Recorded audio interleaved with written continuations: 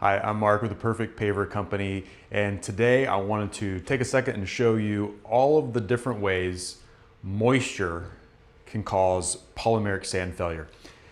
And I wanted to first start by thanking Alyssa in our office. She put together this great sketch of, it's a side view of a patio. It shows a few different scenarios. Here's kind of the side profile of the house. We've got some pavers here installed on concrete. Here's a drain. Here's some pavers installed on base, a lovely pool. Here's some more pavers installed on sand and base and a wall. So the first thing I want to start doing is talking about how surface drainage can affect polymeric sand. So first off, polymeric sand, if you're unfamiliar with it, it's a product that goes into the joints of pavers. And when it's activated with water, initially, it sets up and gets hard.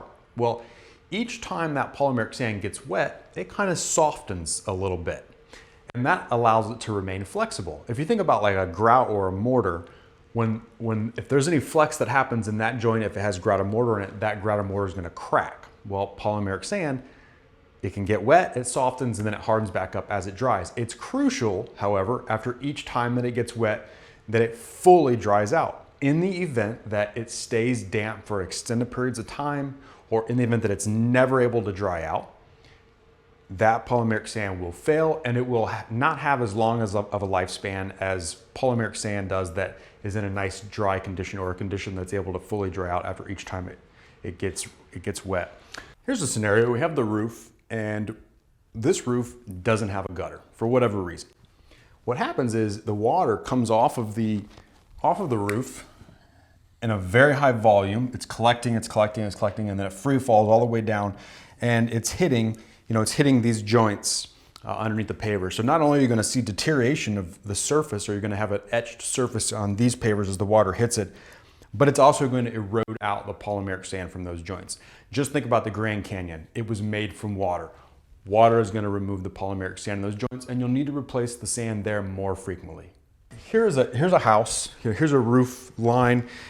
We'll call this lanai if you're in Florida. And 9 times out of 10 in Florida, the pavers under the lanai are installed on top of concrete. See with the little concrete section there? On top of that, typically the installer will put sand. It's like a sand setting bed. This enables the contractor to get the pavers perfectly even and smooth with one another and achieve the right slope that they want. And it also acts as a drainage layer. So what happens is, in this area, you have airborne moisture that kind of like settles on the pavers. Maybe it's a rainy day, maybe moisture's coming in or rain's blowing in. And as that moisture and rain starts to build, it starts to penetrate through the surface of the paver, kind of through the joints and just weeping in. That moisture kind of goes in, hits the concrete. There's nowhere for it to escape. And so it kind of channels down there through to the drain. And that moisture will start to build up and accumulate underneath of the pavers and keep the pavers damp from the bottom side. If that's happening, what you'll notice is the sand in that area, again, it's going to stay soft. It's not going to want to harden. The other thing that you'll notice is the sealer is more likely to take longer to dry out in that area. The correct way of installing this would have been to actually drill in holes, what we call weep holes, through the concrete every so often. That allows that moisture to travel through. The other thing that's happening here is you can see the water wants to travel down to the drain, and it's being held up by the actual drain that's intended to drain the water out. So what we suggest is actually drilling holes into the side of the drain, putting a fabric material over that hole that allows water and moisture to flow through it, and that way water can get into the drain that does travel through the pavers. Ideally, your pavers would be sloped so that any moisture in this area does travel to the drain. However, in this scenario, the pavers have settled, and the water actually kind of gets held up here because the drain's higher. Same thing over here. The drain's actually higher than the pavers. So this area that stays damp, you're likely going to experience some failure of the sand, or the sand won't last as long kind of in these joints in that area because this water is puddling up. The solution here, like I mentioned, raising the pavers up to be flush or 1/8 inch or 1/4 inch higher than the drain, drilling in holes into the concrete. If you have the sand setting bed, putting in holes there into the drain, allow that water to go through. Now, in this scenario here, what you have is this part of the patio is on a gravel base, which most installations are going to be on a gravel base, especially like in the Ohio regions. The installer did a really good job of sloping the pavers down to the drain. However, his base does not slope. You see how he was kind of lazy when he installed the base. So he said, oh, I won't get too particular with the base because I'll just make that up with my sand drainage layer. Well, what happens is as we get rain, it comes down. My rain's not as pretty as Alyssa's. As the rain comes down, that rain does a great job of hitting the surface and traveling to the drain. However, a percentage of the water that hits the surface is always going to penetrate through the joints, through the pavers, and kind of work its way down into this drainage layer. So what you're going to have happen is you're going to start to see this effect going on. The water is going down here, going down there. The water comes in here. It's starting to build up in this area. And as the water builds up in these little, what I like to call bird baths in the base, it's going to keep the pavers wet, damp from the bottom side up in these areas. So these joints are likely going to stay damp and have polymeric sand failure. The sand's going to get soft, break. It's not going to last as long. You'll find that you need to replace the sand more frequently in these areas if your base was installed this way.